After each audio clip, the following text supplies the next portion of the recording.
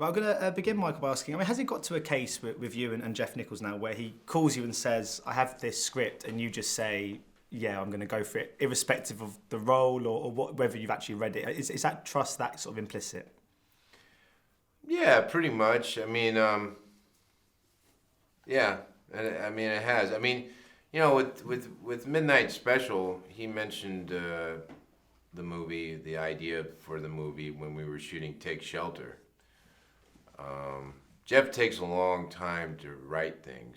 Like Mud, he spent years writing Mud, and he spent quite a long time writing this movie. So it's not like a surprise, you get plenty of time to think about it.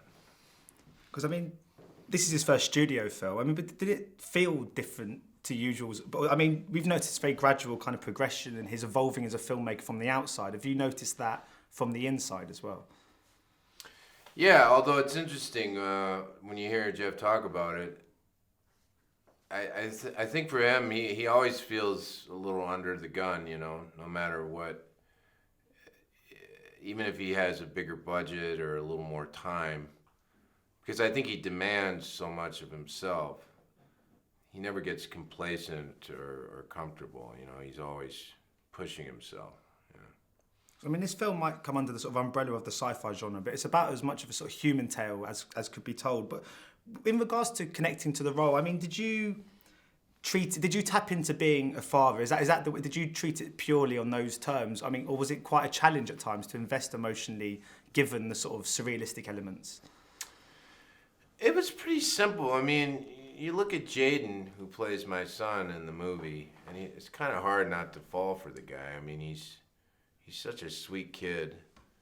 And, I had just had my second child right before I started shooting this movie, like a week before I started shooting the movie. So I was feeling very paternal, But, I don't think my character Roy really knows exactly what's going on. And I think it's like Roy says in the movie, the only thing he knows he believes in is his son. That's the only thing he's certain of. Because I interviewed Brie Larson for Room, and she was speaking about this kind of connection she had with Jacob Trembley, who obviously was from the movie, and how much she sort of hated saying goodbye at the end. Was it sort of similar for you? Because it's not like another sort of adult or sort of colleague that you've kind of worked with a few times. Go, I'll see you around. It must be a bit different when it's a young child, like Jaeden was. Yeah. Well, it's been strange because, we made the movie almost 2 years ago, because that child that I had is 2 now. And Jaeden, we're doing on the press and stuff together now, and he's totally different. He's like a foot taller, and he's actually like a dude now, and it's a little discombobulating. There's something quite special about this movie in a sense. I got a similar kind of feeling watching it as I sort of remembered I did when I watched sort of E.T. when I was a kid. And I just wondered if you're sort of aware when watching it or just when shooting it that this is something that could be watched in decades to come. If you knew that you were sort of sitting on something quite special here. Yeah, I'm so late to the game on that stuff. I never really think about the final product.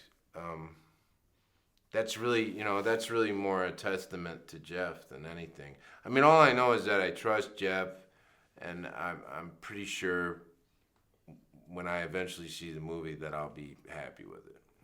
And you've got, of course, Elvis and Nixon is coming up soon.